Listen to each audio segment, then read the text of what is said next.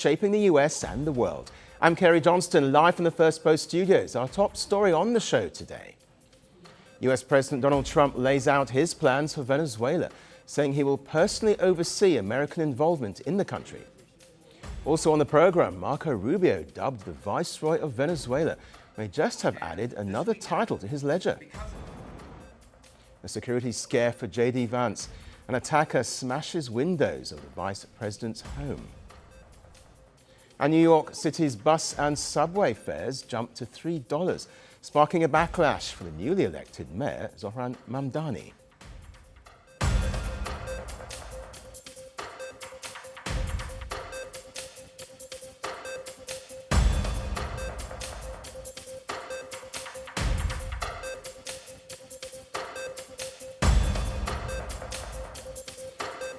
We begin with a question that Washington is now being forced to answer. Who is running Venezuela?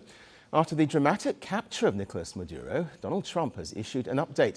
The US president made it clear that America is involved and that he's personally overseeing that involvement. So let's examine what that really means. In an interview with NBC News, President Trump laid out his plans for Venezuela. He ruled out elections there, at least for the next 30 days. He said the country must be stabilized first. Trump says Venezuela is a country that needs to be nursed back to health. And he believes it can be done in under 18 months. So the focus for now is basic order, food, fuel, functioning systems, and above all, energy.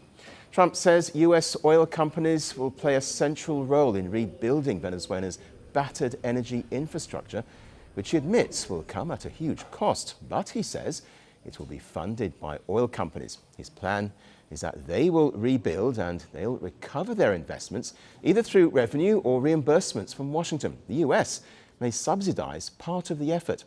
But the private sector, Trump insists, will carry the bulk of the burden. So, who's helping him manage this transition? Well, a few names have been talked about. Vice President J.D. Vance, Secretary of State Marco Rubio, Defense Secretary Pete Hegseth, and White House Deputy Chief of Staff Stephen Miller.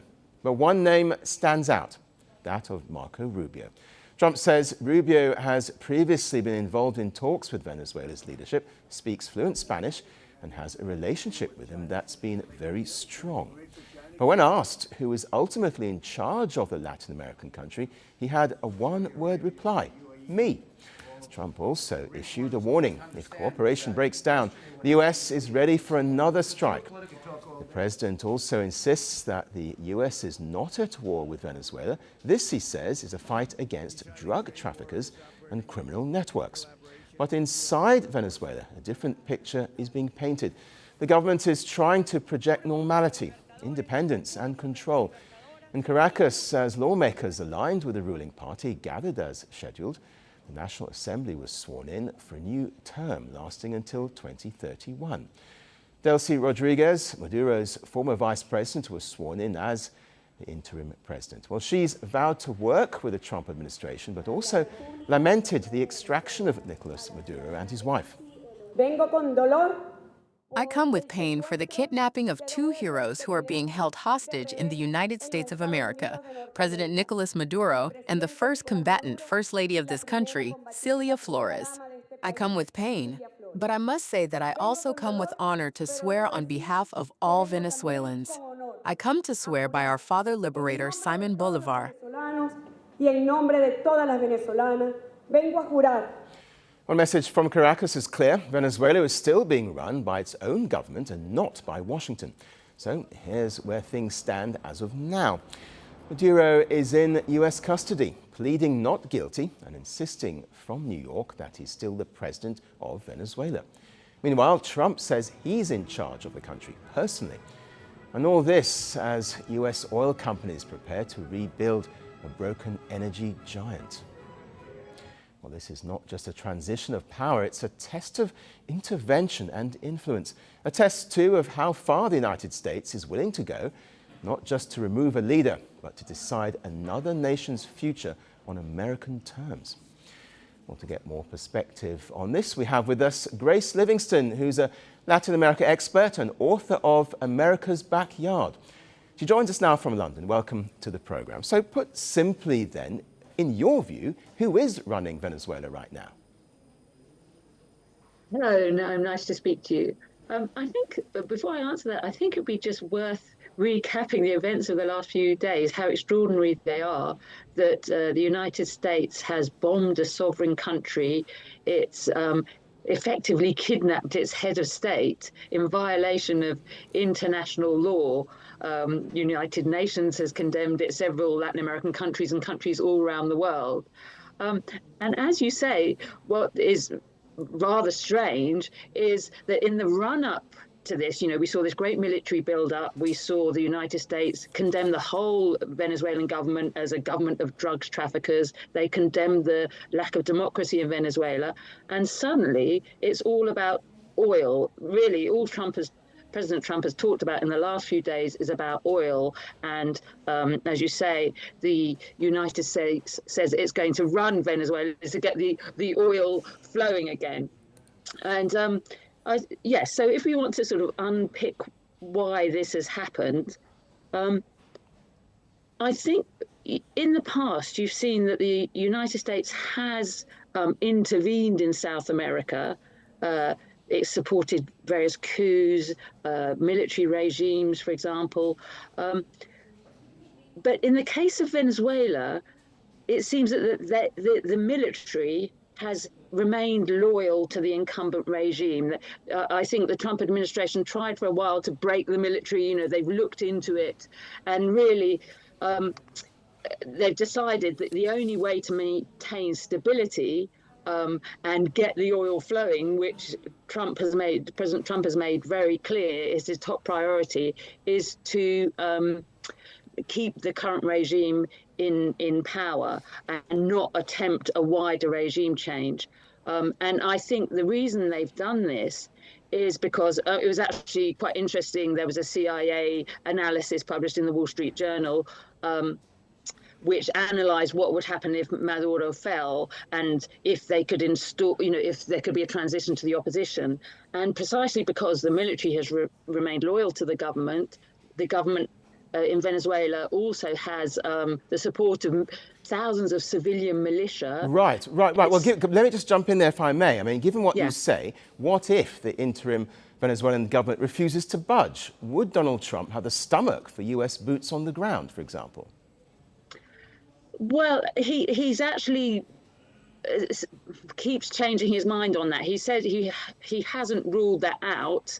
But most of his comments have been talking about running Venezuela from afar, overseeing it. I mean, I thought the comments of the House Speaker Mike Johnson, who was briefed by Trump officials yesterday, were quite interesting. He said, we don't expect troops on the ground or direct involvement beyond coercing the new government. And so what you have to take into account is at the moment there's sanctions on Venezuelan oil and there's a US naval blockade. I ought to emphasize that these are unilateral sanctions not backed by the United Nations Security Council. The United States, under international law, does not have the right to enforce this naval blockade. It's illegal, but nevertheless, there is this blockade on Venezuelan oil. So the economy is in real dire straits, and the people in Venezuela, if we get back to what really matters here, are facing shortages. There's very high inflation. They're finding it hard to afford food. And if this naval blockade continues, you could see the economy coast to collapse. So this is what we're talking about. I mean, when we talk about coercing the current government to play ball. Okay, we're going to have to leave it Mind there. you, We're out of time. Forgive me, we are out of time, but thank you very much. Grace Livingston, we do appreciate your insights. Thank you for joining us. Thank you.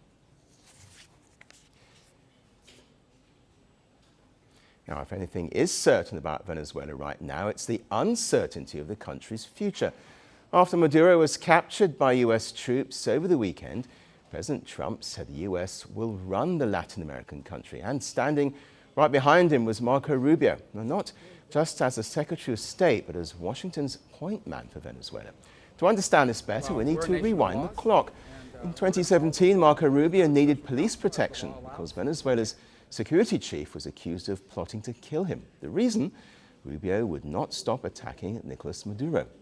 Back in 2014, on the US Senate floor, he called out the Obama administration for failing to sanction him. He said it was shameful and dangerous. Maduro, though, was furious. He mocked Rubio, calling him the craziest of the crazies. But fast forward a few years and the tables have turned, because today Nicolas Maduro is in US custody, captured in a daring pre-dawn military raid. And at the center of it all stands Secretary of State Marco Rubio, the same man who once needed round-the-clock protection. The same man Maduro wanted silenced is now described by the US media as the viceroy of Venezuela. Rubio today is not just the US Secretary of State, he's also the acting National Security Advisor and the US Archivist. But this isn't just about power, it's personal. Rubio calls himself the son of Cuban exiles. He's born to Cuban immigrants who came to the US looking for a better life. And his politics are built on that story, a lifelong mission to roll back socialist governments in Latin America. During President Trump's first term, Rubio was known as the virtual Secretary of State for Latin America. He speaks fluent Spanish, has close ties to Latin American leaders, and knows the opposition in Venezuela. Some sources even call him the Latin America whisperer. Insiders say he played a vital role in pushing Trump towards removing Maduro, and crucially, Trump now seems to trust him, despite very public spats in previous years.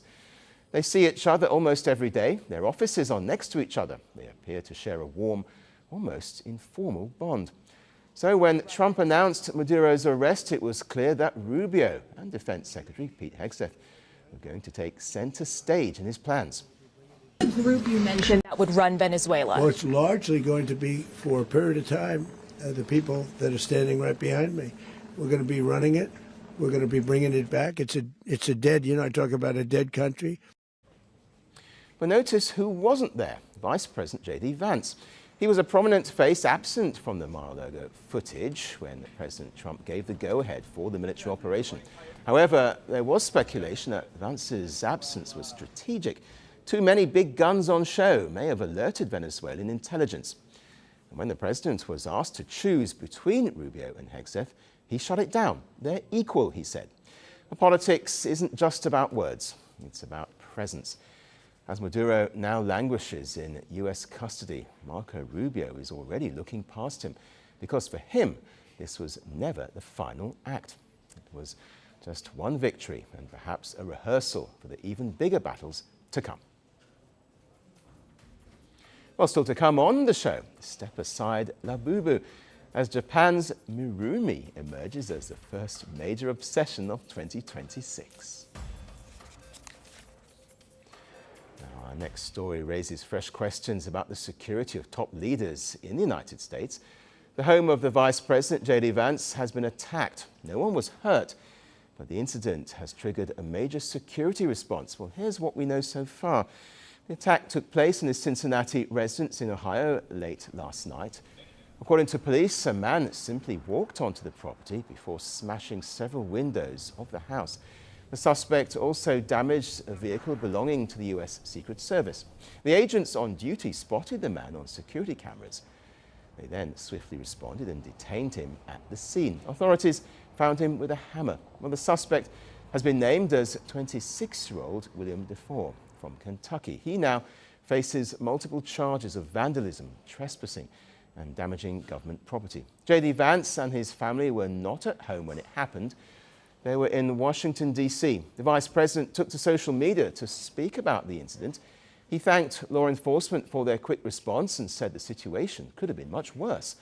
The attacker's motive is still unclear, but what is clear is that the incident raises serious concerns about the safety of U.S. leaders. J.D. Vance is the Vice President of the United States. He's the country's second in command and would step in if something happened to the president. An attack on the home of the Vice President is not just vandalism, it's a security breach. As the investigation continues, many are asking how the assailant managed to get so close. Vance also had a message for the media calling for restraint in a bid to protect his family from the limelight of the incident. His appeal comes at a sensitive time because Americans have seen what happens when threats turn real. MAGA loyalist Charlie Kirk was murdered in September, and in 2024, Donald Trump survived an assassination attempt at a campaign rally in Pennsylvania. He was injured when a bullet pierced through his ear. It was a dramatic image which left the country in shock and the US Secret Service under scrutiny. For now, then, the J.D. Vance investigation continues. The 26-year-old alleged attacker will appear in court today, and we'll be keeping track of all the details for you. Well, turning now to New York, a city where campaigns are loud, promises are louder. The daily commute seems never-ending. Just days after taking office, New York City's first South Asian and first Muslim mayor, Zohran Mamdani, is facing his first public backlash. Not over a new decision, but over a price increase that landed just as his term began. From January 4th, the price of riding New York City subways and buses rose to $3 per trip, up from $2.90. Maybe small in amount, but big in reaction. Just after the announcement, social media quickly turned its focus on the new mayor. Critics accused Mamdani of breaking a campaign promise because during the election he had pledged to make city buses free. 2 years ago, I won New York City's first fare-free bus pilot, one line in each borough, and it was a massive success. As mayor, I'll make every bus fast and free. Well, clearly the timing fueled the outrage, but the decision itself predates his tenure because the fare hike was approved on September 30th last year by the Metropolitan Transportation Authority Board. And under the change, apart from a base fares increase for subways and local buses, reduced fares rose from $1.45 to $1.50. Express bus fares increased from $7 to $7.25, and reduced express fares also climbed to $3.60. And at the time, Mamdani was not in office. He was only sworn in, last Thursday. But Mamdani responded in his own way. Instead of holding a press conference, he took to the streets. On Sunday evening, he rode the Q70 bus. It's the city's only fare-free route, linking Queens to LaGuardia Airport. Well, posting on X, Mamdani said the free ride highlighted the relief it provides to working-class New Yorkers. He wrote, "Imagine if every bus felt like this." But the message split opinion, though. Some users said the mayor had failed to deliver. Others pointed out that fare decisions sit outside City Hall. And even though the MTA is a state-run authority, its board sets the fares, not the mayor's office. The increase was built into the 2025 MTA budget that was approved in December 2024. And the hike, which was originally expected in March 2025, was delayed to January 2026. The agency said the shift aligned with the rollout of full tap-and-go payments across the system. However, this was not unprecedented. New York transit fares typically do rise every 2 years. The last increase came in 2023 when the base fare rose from $2.75 to $2.90. Well, either way, many riders remain frustrated. Some say the service still falls short of expectations. Others say affordability remains the core issue. A 2024 report by the Community Service Society found that 1 in 5 New Yorkers struggle to afford public transport. People who can't afford the bus sometimes, I feel that's good for people who can't afford, don't got the bread, for me. At the moment, Mamdani's free bus promise remains just a promise. A citywide rollout would require state funding and MTA approval. And Governor Kathy Hochul says no budget allocation exists as yet. So for now, fares are higher, pressure is mounting, and the gap between campaign promises and delivering on those promises is a journey which doesn't come for free. And now our final story for you. If you thought Labubu dolls had a permanent grip on handbags, think again. 2026 is here to prove otherwise. It's called Mirumi. It's a furry little robot from Japan that doesn't talk, doesn't work, and doesn't solve any problems, but somehow has the internet completely hooked. It hangs off bags, tilts its head, and even looks shyly away when it notices that you're staring. Here's a look at the new bag accessory that may just become this year's most photographed +1. Every year, the internet collectively decides on one object to emotionally attach itself to. In 2022, it was Squishmallows. In 2023, Barbie strutted back into relevance in hot pink heels. 2024 glowed quietly in the corners with Smisky. 2025 belonged to Labubu, dangling smugly from luxury handbags like a badge of trend supremacy. And now, welcome to 2026, the year of Mirumi. At first glance, Mirumi looks like a plush bag charm. Cute, fluffy, harmless. But look closer and you'll realize this is no passive accessory. This tiny, hyper-realistic robot doesn't just hang around, it observes. It tilts its head, it looks away shyly, it nods, it reacts. Created by Tokyo-based Yukai Engineering, Mirumi is what happens when robotics meets emotional manipulation in the nicest possible way. Clipped securely to your handbag or backpack with long, flexible arms, Mirumi springs to life the moment your bag moves.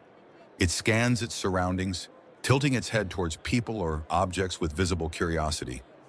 Approach it too fast and it looks away bashfully. Try touching it and it may shake its head gently. The toy comes with a battery which can be recharged using a Type-C cable. The toy also shakes its head tiredly when the battery is low. The pre-orders of the toy opened with color options like gray, pink, and ivory. Priced at around $114 US, it's not cheap, but then again, neither was Labubu, and that didn't stop anyone. Shipping is expected to begin in April 2026.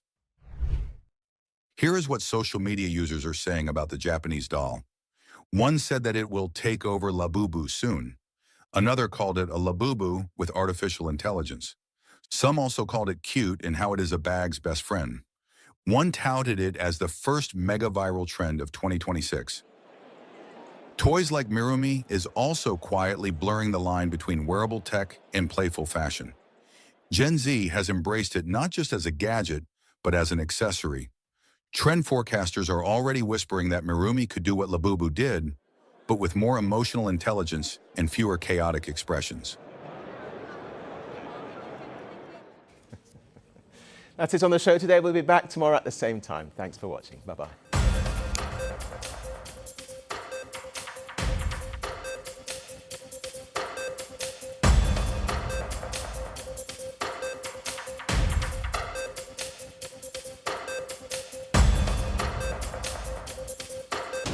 The world doesn't fit in boxes, so why should your news? From battlefields to negotiation tables, from internet outrage to real-world injustice. The conversations everyone is having and the ones they're avoiding. It's the same show, but this new year, Firstpost America gets a new look. I'm Kerry Johnston, and this is Firstpost America.